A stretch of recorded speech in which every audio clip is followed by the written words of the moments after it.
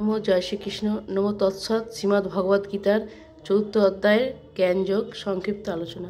শ্রীকৃষ্ণ বুঝিতে পারিলেন যে অর্জুনকে বহুবিধ উপদেশ দেওয়া সত্ত্বেও অর্জুনের মনে সন্দেহ ঘুচিতেছে না।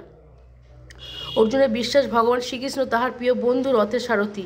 যতক্ষণ না তিনি বুঝতে পারবেন যে কৃষ্ণ ভগবান, ততক্ষণ তাহার মনের ভ্রম ঘুচিবে না। সেই জন্য তিনি উত্তমরূপে অর্জুনকে জ্ঞানযোগের কথা বুঝাইতে লাগিলেন।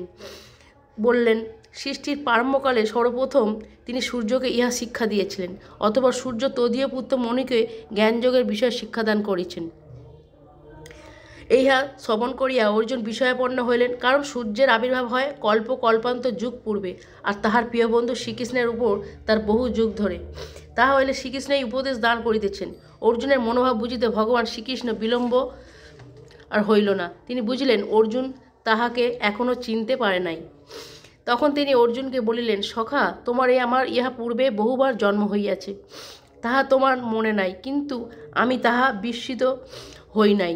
তখনও ধর্মের বিপর্যয় ঘটে বা ধর্মক্ষয় হয়, তখনই অধর্মের প্রাবল্যে ধ্বংসমুখী পৃথিবীর হিতার্থে বিভিন্ন সময় নানারূপে মূর্তিতে আমি আবির্ভূত হই। আমি জন্ম মৃত্যুহীন ও শাশ্বত, আমি এক আবার বহুও বটে। আমি নিষ্কাম কর্মের আদর্শ স্থাপনের জন্য বসুদেবের গৃহে জন্মলাভ করিয়া বহু ক্লেশ উপভোগ করিয়াছি এবং তোমার রথের সারথ্য গ্রহণ করিয়াছি। আমার স্বরূপ জানিতে হইলে আমাকে শ্রদ্ধা বিশ্বাস না করিয়া উপায় নাই।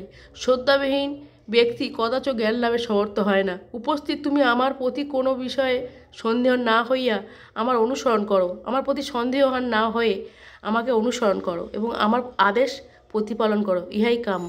জয় শ্রীকৃষ্ণ।